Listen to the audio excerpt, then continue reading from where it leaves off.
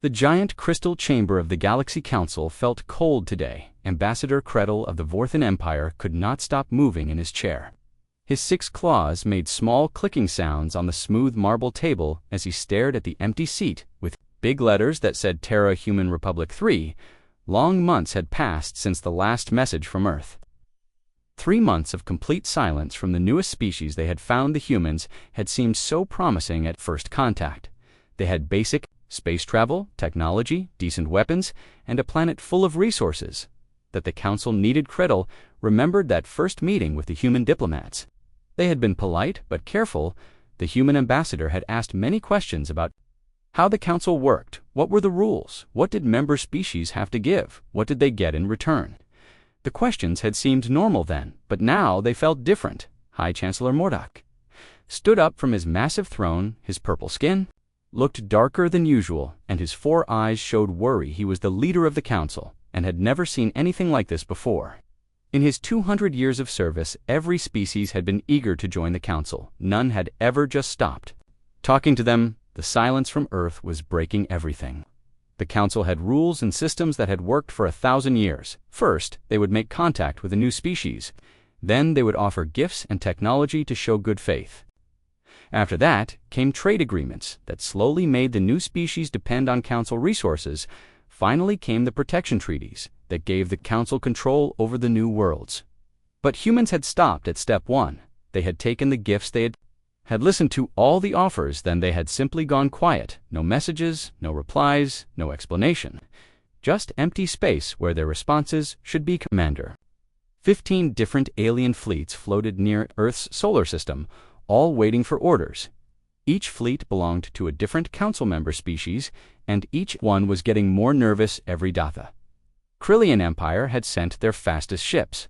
They were known for being impatient, and their ambassador kept asking when they could just take what they wanted. The Zephyrian Trade Union had brought their biggest cargo vessels full of rare metals and advanced computers they could not understand.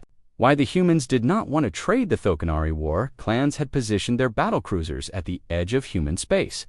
Their leader, General Grokmar, had fought in 50 different conquest wars. He knew how to break stubborn species, but the Council had told him to wait. The humans had to be given more time to see reason back on Earth. Captain Lee Minho stood in the command center of Defense Station Alpha. The space station orbited high above Earth and could see everything that happened. In their solar system, through the big windows, he watched the alien ships that had been gathering for weeks. More arrived every day, but none of them came closer than the edge of their space. Lee Minho was 45 years old and had spent his whole life in the Earth Defense Force. He had short black hair and tired eyes that had seen too many battles. His uniform was simple blue and gray, with just a few medals on his chest. He did not look like much, but he was one of the most important people on Earth right now. Commander Park. So Jin walked up to him with a datapad in her hands. She was younger than Lee Minho, but just as serious about her job. Her long black hair was pulled back in a tight bun, and her dark eyes showed the same worry that everyone felt these days. She had been his second in command for 3 years, and he trusted her completely. Datapad showed all the messages they had received from the Alien Council in the past week. There were 47 different communications. Each one offered something different: advanced weapons that could destroy planets, medical technology that could cure any disease, energy systems that could power whole cities for free, trade agreements that would make Earth rich beyond imagination. Minho read through them slowly, then handed the pad back to Park. So Jin, without saying anything, they both knew the truth. The Council did not know that humans had found the hidden facility in Antarctica. They did not know that Earth's leaders had learned what really happened to species that joined the galactic community. The truth was buried under miles of ice in the coldest place on Earth. Dr. Kim Tae-woo had found it by accident while looking for old climate data. What he discovered changed everything humans thought they knew about their place in the galaxy. The facility was huge and clearly not made by humans or any species from Earth. The metal walls were covered with writing in a language that took months to translate. Derchoi Mi Young had worked day and night to understand what the writing said. When she finally figured it out, the news was sent directly to Earth's president and military leaders. The message was clear and terrifying. The Galaxy Council was not what it seemed to be. They were not peaceful explorers looking for new friends. They were something much worse. They The facility had been built by a species called the Builders who had joined the Council 800 years ago. The Builders had been smart and strong. With technology almost as good as what the Council offered them, they thought they were making a good deal when they signed the first treaties. But the Builders had learned too late that the Council had a pattern. First came the gifts and trade agreements. That made new species dependent on Council technology. Then came the protection treaties that put Council military bases on member worlds. After that came the integration policies that slowly replaced local governments with Council administrators. Finally came complete absorption, where the original species became workers and soldiers for the Council. The Builders had tried to warn other species before they were completely absorbed. They built hidden facilities on dozens of worlds and filled them with the true history of the Galaxy Council. Each facility contained proof of what happened to the 300 species that had joined the Council over the past 1,000 years. None of those species existed as independent civilizations anymore. Was the first world to find one of these facilities before making contact with the Council. The human leaders had to make a choice. They could pretend they did not know the truth and hope for the best, or they could prepare for what was really coming.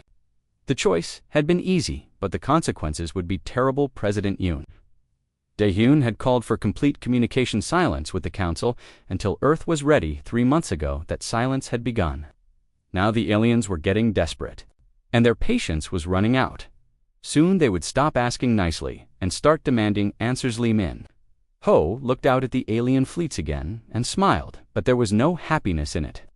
The aliens thought humans were just being difficult. They thought Earth was playing hard to get or trying to negotiate better terms. They had no idea that humans knew exactly what the Council really wanted. The aliens were used to species that begged for their advanced technology. They were used to worlds that were grateful for the chance to join their galactic community. They had never met a species that looked at their offers and decided they would rather fight alone than surrender their freedom. Commander Park. So Jin received another message on her communication device. She read it quickly, then looked up at Lee Min-ho with raised eyebrows. The message was from High Chancellor Mordok himself, offering to come to Earth personally to negotiate. It was an honor that had never been given to such a new species. Lee Min-ho just shook his head. The time for talking was over. Earth had spent the past 3 months preparing for war, while the aliens waited for an answer they would never get. The humans had learned from the Builders' mistakes, and they would not repeat them. The Galaxy Council was about to learn something new about the species from the small blue planet at the edge of their territory. They were about to discover that some species would rather die fighting than live as slaves. They were about to meet humanity. 3 years earlier, Dr. Kim Tae-woo had been having the worst day of his career. The Antarctic Research Station was freezing cold, even with the best heating systems, and his team had been digging through ice for 6 months, without finding anything interesting. The Climate Research Project was supposed to help understand how Earth's weather had changed over millions of years, but all they kept finding was more ice. Kim Tae-woo was 38 years old, with thick glasses and hands that were always cold, no matter how many gloves he wore. He had spent 15 years studying ancient climates, and this was supposed to be his biggest project yet. The government had given his team unlimited funding and the best equipment available, but after half a year of work, they had nothing to show for it. That morning had started like every other day. His team used massive drilling machines to cut through the ice while he studied the samples. They brought up each layer of ice, told a story about what Earth's weather had been like thousands of years ago. It was important work, but not very exciting most days. Kim Tae-woo wondered if he should have chosen a different career. Everything changed at exactly 2:15 in the afternoon. The drilling machine hit something that was not ice. The metal bit that cut through frozen water like butter suddenly stopped moving. The machine made grinding noises and started smoking. The operators shut it down quickly and called Kim Tae-woo to see what had happened. When Kim Tae-woo looked down the drilling hole, he could not believe what he saw. Instead of more ice, there was something dark and smooth that reflected light like polished metal. The object was clearly not natural and definitely not made by humans. The shape was too perfect, and the material looked like nothing he had ever seen before. Kim Tae-woo called for bigger digging equipment and more workers. Within hours, the small research team had grown into a major excavation site. Trucks brought better tools, and more scientists came from research stations around the world. Everyone wanted to see what they had found buried under miles of Antarctic ice. As They dug around the object. It became clear that they had found something massive. The metal structure went down deep into the ice and spread out in all directions. The more they uncovered, the more impossible it seemed. No human civilization had ever built anything like this, and certainly not in Antarctica, where no one could survive without modern technology. Choi Mi-young arrived on the third day of digging. She was the best language expert in Asia and spoke 12 different languages fluently. The government had sent her because the metal structure was covered with symbols and writing that no one could understand. Choi Mi-young was 42 years old, with short gray hair and eyes that seemed to see everything. The symbols on the metal walls were unlike anything in human history. They were not Egyptian hieroglyphs or Chinese characters or any other writing system that existed on Earth. The patterns were complex and beautiful, but completely alien. Choi Mi-young knew immediately that this discovery would change how humans thought about their place in the universe. Working 18 hours every day, Choi Mi-young began the slow process of translating the alien writing. She photographed every symbol and fed the images into powerful computers that looked for patterns. The work was harder than anything she had ever done because she had no reference point. No human language could help her understand what these symbols meant. Meanwhile, Kim Tae-woo and his team kept digging. The structure was enormous and seemed to go on forever. They found rooms filled with strange machines and walls covered with more writing. Some rooms contained what looked like star maps, showing solar systems that were not in any human astronomy book. Other rooms had images of creatures that were clearly not from Earth. 2 months of work, Choi Mi-young made her first breakthrough. She realized that some symbols appeared much more often than others, and always in the same positions. These were probably basic words like the and is, and was. Once she identified these common symbols, she could start to understand the grammar and structure of the alien language. The first complete sentence she translated made everyone stop working. The message was simple but terrifying. We were wrong to trust them. They are not what they seem to be. Choi Mi-young read the translation again and again, hoping she had made a mistake, but the meaning was clear. Some alien species had left a warning. More translations followed, and each one added to the horrible picture. The facility had been built by a species called the Builders, who wanted to warn other civilizations about something dangerous. The Builders had been advanced and peaceful, but they had made a terrible mistake that destroyed their entire civilization. To the alien records, the Builders had been contacted by something called the GalaXY Council. The council claimed to be a peaceful alliance of different species that helped each other trade and grow. The council offered the Builders amazing technology and promised to protect them from dangerous enemies in space. The Builders had been excited to join a galactic community. They signed treaties and welcomed council representatives to their worlds. They traded their resources for council technology and built council military bases on their planets. Everything seemed perfect for the first 50 years, but slowly things began to change.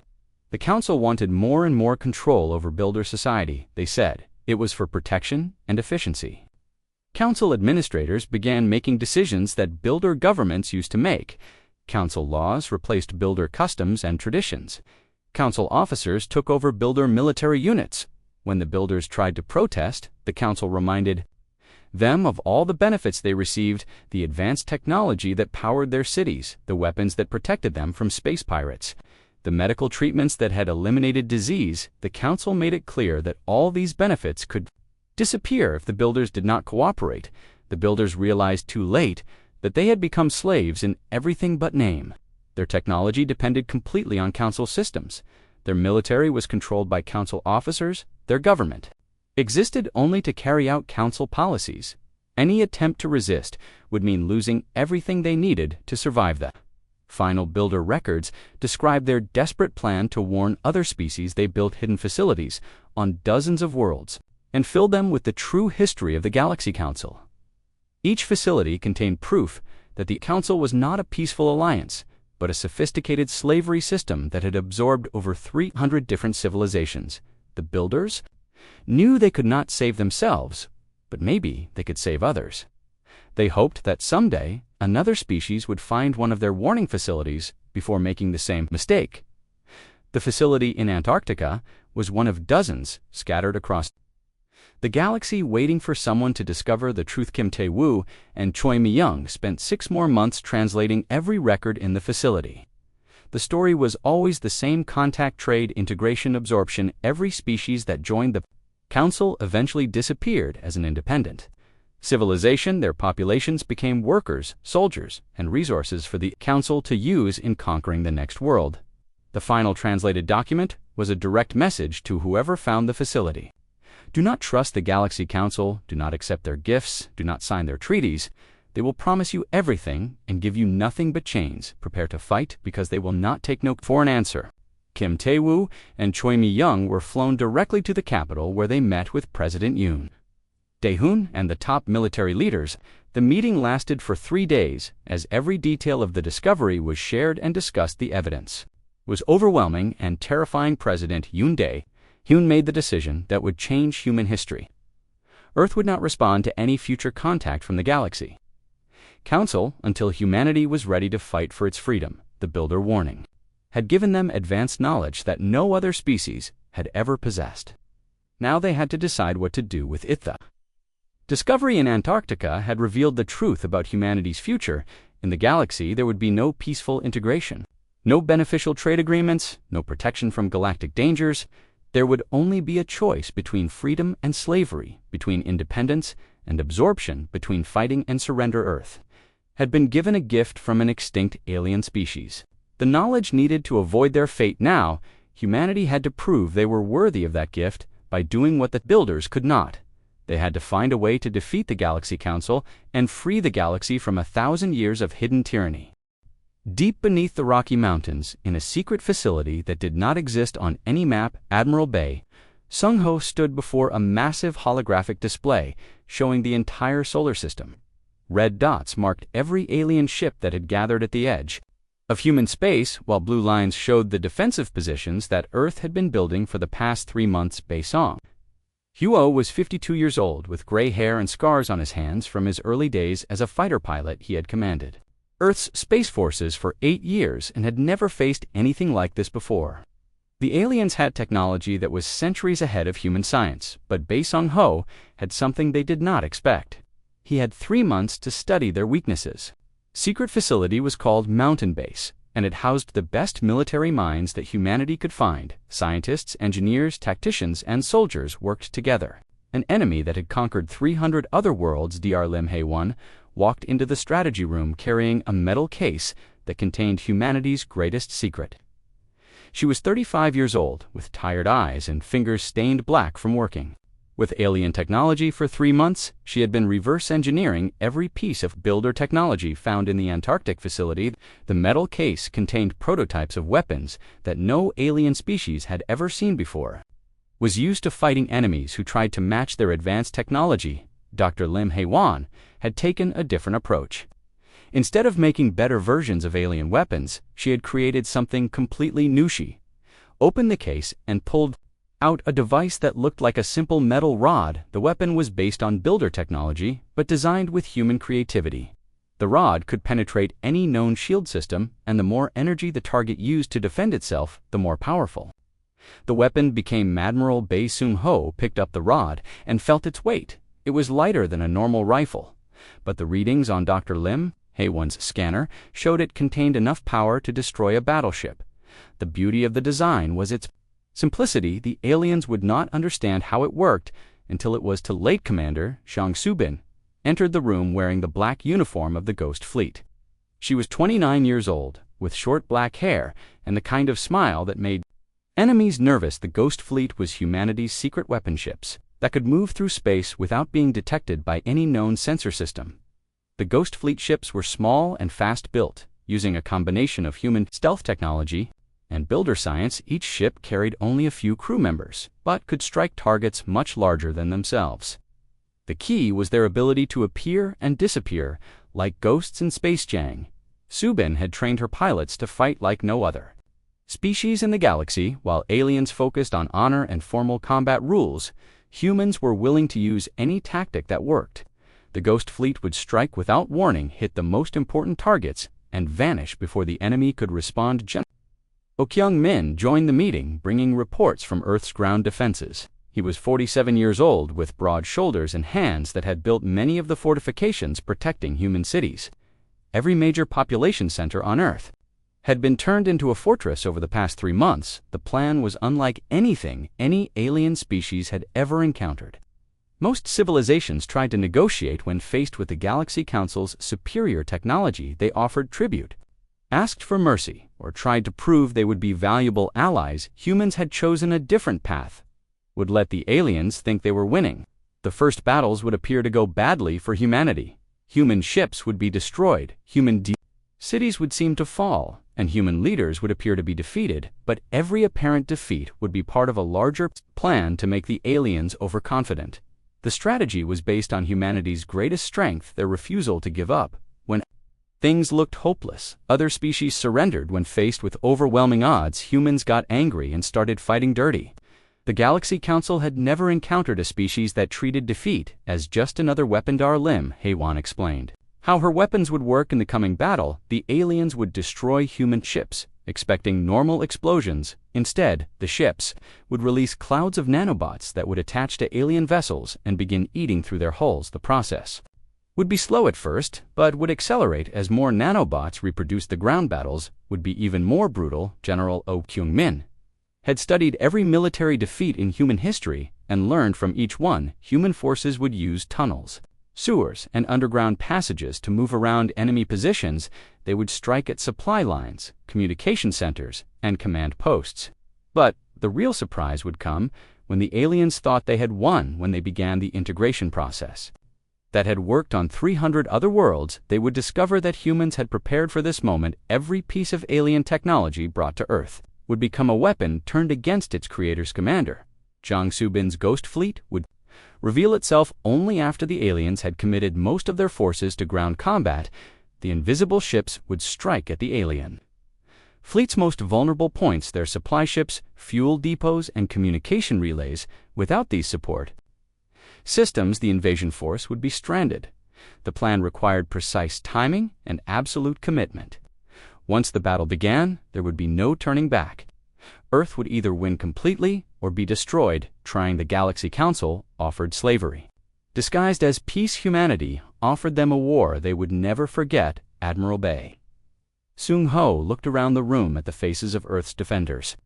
Each person understood that they were planning something that had never been attempted before. No species had ever defeated the Galaxy Council in open warfare, but no species had ever known what they were really fighting against them.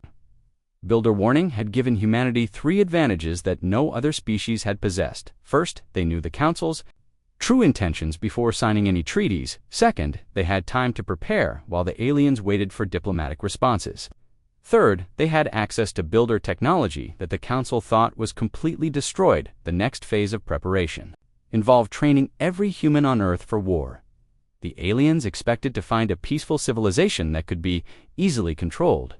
Instead, they would encounter a planet where every person was ready to fight. Children learned to recognize alien technology and how to sabotage it. Adults practiced guerrilla warfare tactics in their own neighborhoods. Lim Heywan had created weapons that could be manufactured in ordinary factories using materials that looked harmless. 2 alien scanners. When the invasion began, humans would appear to have only primitive weapons, but within hours they would reveal an arsenal that defied galactic understanding.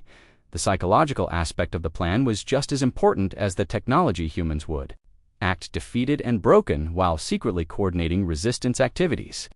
The aliens would think they were dealing with a broken species. Instead, they would be fighting an entire civilization that had turned warfare into an art form. Kyung-min had positioned hidden weapons caches throughout every major city on Earth. The locations were known only to local resistance leaders who had been training for months. When the time came, ordinary citizens would become soldiers armed with technology that could destroy alien battle mechs. The final element of the strategy was the most dangerous. Earth would broadcast fake surrender messages that would bring alien leaders down to the planet's surface, thinking they were safe. These leaders would become hostages that could be used to negotiate the withdrawal of alien forces from human space. Admiral Bae Sung-ho closed the meeting with a simple reminder. The Galaxy Council had ruled the galaxy for 1,000 years because no species have ever been willing to pay the price for freedom that was about to change humanity. Would show the universe that some things were worth any sacrifice. The aliens gathering at the edge of the solar system thought they were dealing with another Primitive species that would surrender when faced with superior technology, they had no idea. They were about to encounter something the galaxy had never seen, before a species that would rather die fighting than live as slaves. High Ambassador Velchek stood on the bridge of his flagship, watching the small blue planet grow larger on the main screen. He was 7 feet tall, with silver skin and 4 arms that ended in delicate fingers, perfect for the diplomatic work he had done for over a century. His species, the Nathari, were known throughout the galaxy as the best negotiators, and he had never failed to bring a new world into the council. The diplomatic fleet he commanded was the largest ever assembled for first contact with a primitive species, 47 ships from 12 different. On what the situation required, Velthik had read every report about the humans and still could not understand their behavior. Grateful for the chance to join the galactic community, instead they had ignored every message sent to them for 3 months. Captain Park Jong-soo watched the alien fleet approach from the command deck of the human flagship Determination. The ship was small compared to the alien vessels and looked primitive with its simple metal hull and basic weapon systems. Park Jong fleet consisted of only 12 ships facing nearly 50 alien vessels. It should have been an embarrassing mismatch, but Park Jong-soo smiled as he watched his opponents move into attack formation. The aliens had no idea what they were really facing. High Ambassador Velthok opened a communication channel to the human fleet and spoke in the universal translator language that all civilized species understood. This is High Ambassador Velthok of the Galaxy Council, representing the combined wisdom and power of over 300 worlds. You have ignored our generous offers of friendship and trade. Broadcast not just to the alien fleet but to every world in the Council territory. We know what you are. We know what you do to species that trust you. We have seen the records of the civilizations you have destroyed. Your council is built on lies and slavery. Our answer is no. The alien ambassador could not believe what he was hearing. No species had ever spoken to the council with such disrespect. No primitive civilization had ever refused their offer of membership. Velthok tried again, using his most diplomatic voice. You do not understand the benefits we offer. Advanced technology that could solve all your problems. Medical treatments that could eliminate disease. Energy systems that could power your world for millennia. Park Jong-soo's response was simple and final. We understand perfectly. You offer slavery disguised as gifts. Ended, leaving the alien fleet in stunned silence. Velthak had negotiated with over 50 different species, and none had ever rejected the council's offer. Some had asked for better terms, others had wanted time to consider, but none had simply said no and meant. Admiral Catherine of the Council Defense Force took control of the situation. He was a veteran of 30 conquest wars and knew how to deal with stubborn species. His ship, the Dominator, was twice the size of the entire human fleet and carried weapons that could crack planets the humans would learn to respect. Spread out in what looked like a desperate attempt to avoid being surrounded, the aliens expected the fight to be over in minutes. Admiral Catherine targeted the human flagship first. A beam of pure energy lanced out from the Dominator and struck the Determination directly. The human ship exploded in a brilliant flash of light that could be seen from Earth. Park Jong-soo and his entire crew were vaporized instantly. The other human ships fell just as quickly, unable to match alien technology. They tried ramming attacks that accomplished nothing except their own destruction. Surveyed the battlefield, the humans had learned the same lesson that every other species eventually learned. The Galaxy Council was not to be defied. Now Earth would surrender, and the integration process could begin. The alien fleet moved toward Earth, expecting to receive desperate surrender messages. Instead, they detected massive energy readings coming from the wreckage of the destroyed human ships. Velthok ordered his sensors to investigate, but before they could get readings, the wreckage began to explode. The explosions were unlike anything the aliens had ever seen. Instead of normal fire and debris, the destroyed human ships released clouds of microscopic machines that spread through space like a silver fog. The nanobots moved with purpose, seeking out alien vessels and attaching to their hulls. Admiral Catherine watched in horror as his ship's armor began to dissolve. Had started as small patches of damage quickly spread across entire ships. Alarms rang throughout the alien fleet as hull breaches appeared everywhere. The Dominator's weapon systems failed first as nanobots consumed the energy conduits the ships Engines went next, leaving the massive battleship. Drifting helplessly in space, Admiral Kethrin tried to communicate with his other ships, but discovered that the nanobots had also. Within an hour, the nanobots showed no signs of stopping and seemed to be getting more efficient as they learned how alien technology worked. Ships that had survived for centuries in space warfare were being eaten alive by machines too small to. High Ambassador Velshak managed to get a message through to the surviving ships, ordering an immediate retreat. The diplomatic mission had become a disaster beyond imagination. The primitive humans had somehow turned their own defeat into a weapon that was destroying the most advanced fleet in Council history. The surviving alien ships limped away from Earth, carrying news that would shock the Galaxy Council. The humans had not simply refused to surrender, they had demonstrated a form of warfare that no civilized species would even consider. They had sacrificed their own people to create a trap that nearly destroyed an entire fleet. As the alien survivors fled toward Council space, they detected new ships emerging from hidden positions throughout the solar system. The human fleet they had destroyed had been a decoy. The real human defense force had been waiting and watching, using stealth technology that made them invisible to alien sensors. Captain Lee Minho commanded the real human fleet from his flagship Defiance. He watched the alien ships retreat and smiled grimly. The first phase of Earth's defense had worked perfectly. The aliens now knew that humans were dangerous, but they had no idea how dangerous the nanobots that had crippled the alien fleet were only the beginning. Dr. Lim Hae-won had created dozens of different weapons based on builder technology. Each one was designed to exploit a different weakness in alien systems. The retreating ships carried nanobots that would continue to spread and multiply. More importantly, the surviving aliens would report back to the Council with stories that would seem impossible, that celebrated their own deaths if it meant hurting their enemies. The psychological impact would be just as important as the physical damage. Ambassador Velthak reached Council space 3 days later with only 15 ships remaining from his original fleet of 47. The nanobots had finally stopped spreading, but the damage was catastrophic. Many of the most advanced ships in the galaxy had been reduced to floating scrap metal. The report Velthak delivered to the Council leadership sent shockwaves through their government. The humans had not simply defeated a diplomatic mission, they had demonstrated capabilities that threatened everything that Council understood about warfare, and technology. Emergency sessions began immediately. As Council leaders tried to understand what had happened, the humans were supposed to be primitive, barely capable of space travel, yet they had deployed weapons that no Council scientist could explain. The integration of Earth would clearly require a much larger military force, but the real shock came when the Council's best analysts studied the wreckage of the human ships. The technology they found was based on principles that the Council recognized but thought had been completely destroyed. Centuries ago, the humans somehow had access to builder science. The implications were terrifying.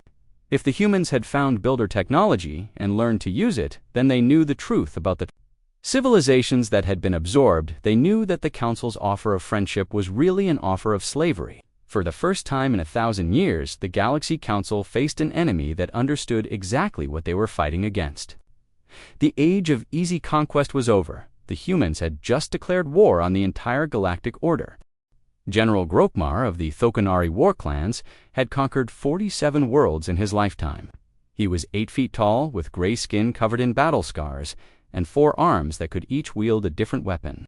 His species were the Galaxy Council's best soldiers, known throughout the galaxy for their tactical brilliance and ruthless efficiencies of fleet he commanded. Approaching Earth was 3 times larger than the diplomatic force that had been destroyed. 6 months had passed since the first contact disaster, and the Council had decided that humans needed to learn their place through military force.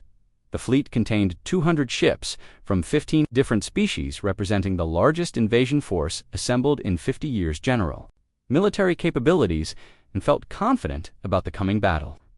The humans had shown they possessed some advanced weapons, but their numbers were limited. Earth had only 1 planet, while the Council controlled thousands. The invasion would be difficult, but the outcome was never in doubt. General Kong Min-sik stood in the command bunker beneath Seoul, watching alien ships fill the sky above his city. He was 51 years old, with silver hair and eyes that had seen too many wars. His uniform was simple green fabric with patches, showing he had served in conflicts around the world for 30 years. The bunker was 500 feet underground and connected to a network of tunnels that spread throughout the city. Every major building had hidden passages that led to the underground network. Months of preparation had turned Seoul into a fortress that could be defended even if the surface was completely destroyed. Kang Min-sik had studied every successful resistance movement in human history and learned from their tactics. The aliens expected to fight a conventional war where armies met in open battle. Instead, they would face an enemy that disappeared after every attack and struck from unexpected directions. Sergeant Lee So-ra led Squad 7 through the maintenance tunnels beneath the city. She was 26 years old, with short black hair and hands that never seemed to stop moving. Her squad consisted of 12 fighters who had trained together for 6 months, learning to move through the underground passages like ghosts. Tunnels had been expanded and reinforced during the preparation period. Every intersection was marked with symbols that only human fighters could read. Emergency supply caches were hidden throughout the network, containing weapons, food, medical supplies, and communication equipment. Lee So-ra's squad reached their assigned position beneath the central government building, where alien forces had established their command center. The building above them was full of enemy soldiers who thought they controlled the most important location in the city. They had no idea that human fighters could appear anywhere at any time. Invasion had begun 3 weeks earlier with massive bombardment from space that destroyed most of Earth's surface military installations. The aliens then landed ground forces in every major city, expecting to find broken defenders ready to surrender. Instead, they encountered resistance that grew stronger with each passing day. The Battle of Seoul became legendary among Council military historians because it demonstrated everything that was wrong with their understanding of human warfare. Aliens controlled the surface of the city and had superior weapons technology, but they could never predict where the next attack would come from. Lee So-ra's squad used explosive charges to break through the floor of the alien command center. Appearing in the middle of their most secure facility, the human fighters struck fast, destroying communication equipment and important documents before disappearing back into the tunnels. The entire attack lasted less than 3 minutes. Similar attacks happened throughout the city. Everyday human fighters would emerge from sewers, storm drains, and subway tunnels to strike at alien forces before vanishing again. The aliens tried to seal the underground passages, but there were too many, and the humans knew them better than any outsider. General Grokmar found himself fighting an enemy that refused to follow the rules of civilized warfare. When his forces occupied a building, the humans would tunnel underneath and plant explosives. When he established a perimeter, the humans would appear behind his lines. When he tried to negotiate, the humans would attack during the meeting. The psychological impact was devastating to alien morale. Soldiers who had conquered dozens of worlds found themselves afraid. Shin Yu-jin watched the invasion from her laboratory hidden beneath the mountains. Outside Seoul, she was 39 years old, with tired eyes and fingers stained from working with dangerous chemicals. For months, she had been preparing the second phase of Earth's defense plan. The aliens thought they were winning because they controlled the surface of most human cities, but Phase 2 would show them how wrong they were. Dr. Shin Yu-jin had developed nanotechnology that made the weapons used in space look primitive.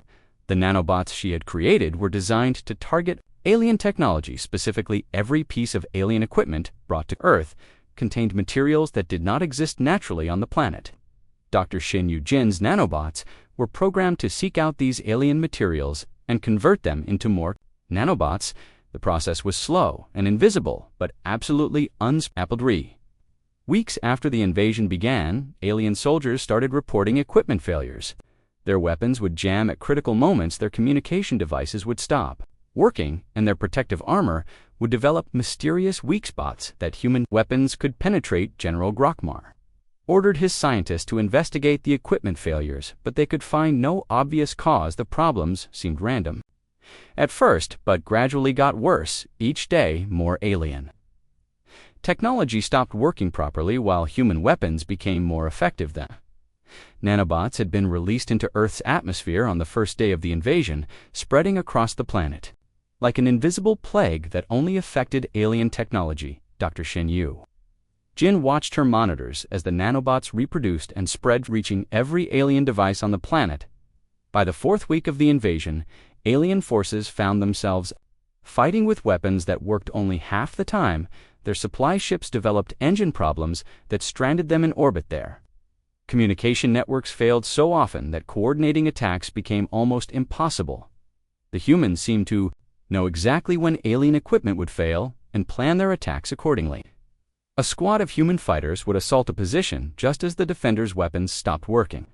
Human artillery would target alien vehicles moments before their engines did. General Grokmar realized that the invasion was turning into a disaster, but he could not understand how or why. His forces still controlled most of Earth's surface, but they were losing effectiveness every day. The humans were somehow sabotaging alien technology on a planetary scale. The final phase of the battle began when human forces that had been hiding underground emerged for a coordinated assault. Led by soldiers like Sergeant Lee So-ra, thousands of human fighters attacked alien positions simultaneously, using tunnels to appear behind enemy lines. But the real shock came when the human fighters revealed weapons that no alien had ever seen. Dr. Lim Hae-won's research had produced portable devices that could destroy alien battle mechs with single-shots energy weapons that ignored alien shields completely. Personal armor that made human soldiers nearly invulnerable to alien firearms. General Grokmar watched his elite forces fall to human fighters who seemed to possess technology superior to anything in the Council's arsenal. The invasion that was supposed to demonstrate Council power had become a humiliating defeat that would be remembered throughout the galaxy. The surviving alien forces retreated to their landing zones, calling for immediate evacuation from Earth. General Grokmar reported to Council headquarters that the human resistance was beyond anything his forces could handle.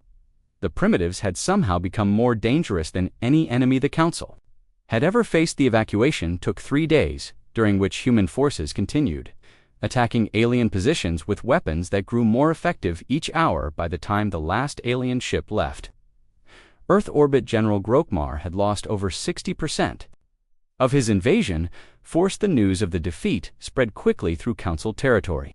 A species that had been dismissed as primitive had not only survived invasion by the galaxy's best military forces, but had inflicted casualties that shocked even veteran commanders. The humans had demonstrated capabilities that challenged everything the Council thought they knew about warfare. But the most disturbing reports came from the alien soldiers who had fought on Earth's surface. They spoke of human fighters who seemed to enjoy combative weapons that defied scientific understanding, and of a species that treated war like an art form rather than a necessary evil. The Galaxy Council called emergency sessions to discuss the human problem.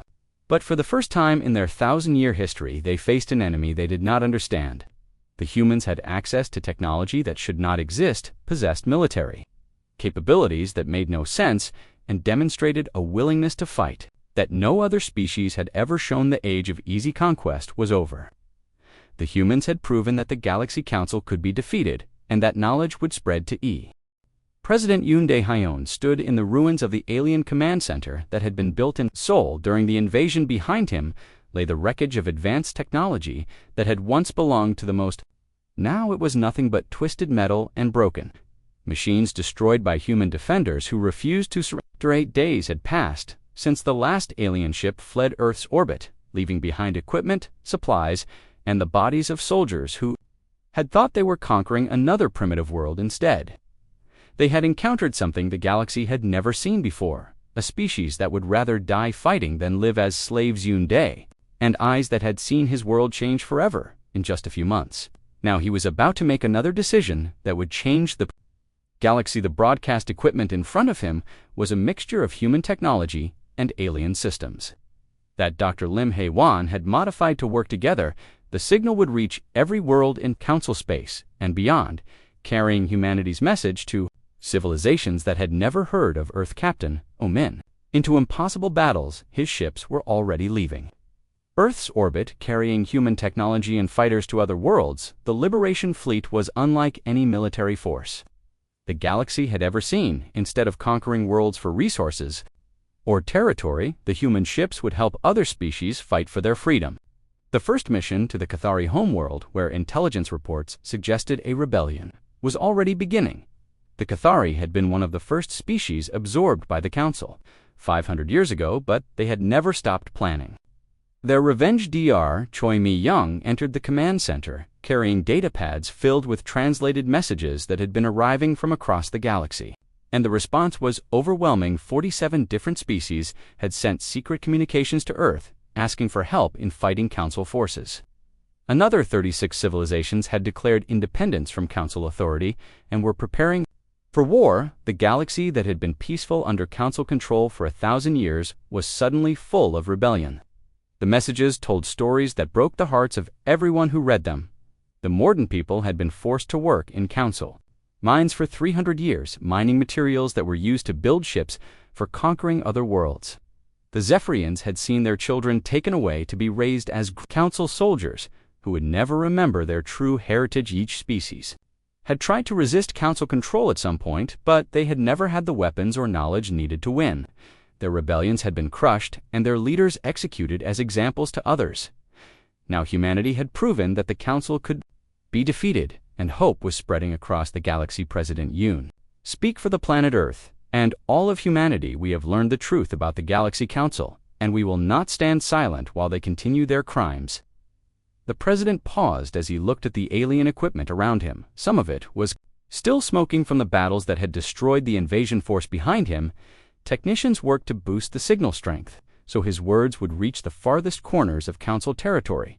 For 1,000 years, the Galaxy Council has told you they represent peace and prosperity. They have offered you technology and protection in exchange for your cooperation. But we have discovered their true purpose, and we are here to tell you that everything they have said is a litha broadcast.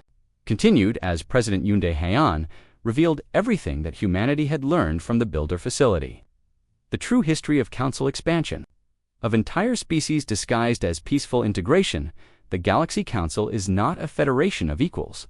It is a slave-trading organization that uses advanced technology to control and exploit weaker species. Every treaty they offer leads to the same result: the complete loss of your independence and the destruction of your civilization. President Yoon Dae-haeon held up a datapad containing the Builder records that had been translated by Dr. Choi Mi-young and her team. We have proof of their crimes. Records left by previous victims who tried to warn others. Evidence of genocide, slavery, and systematic oppression that spans centuries. The human president's voice grew stronger as he delivered the message that would change galactic history. But today, that system of oppression ends. Earth stands ready to help any species that wants to fight for their freedom. We offer you weapons, technology, and most importantly, hope that victory is possible. Captain Oh Min-jun stepped forward, representing the military commitment that humanity was making to galactic liberation. The Human Liberation Fleet is already departing for worlds where rebellions have begun. Free. The weapons technology that humanity offered was based on Builder science, but improved with human creativity and determination.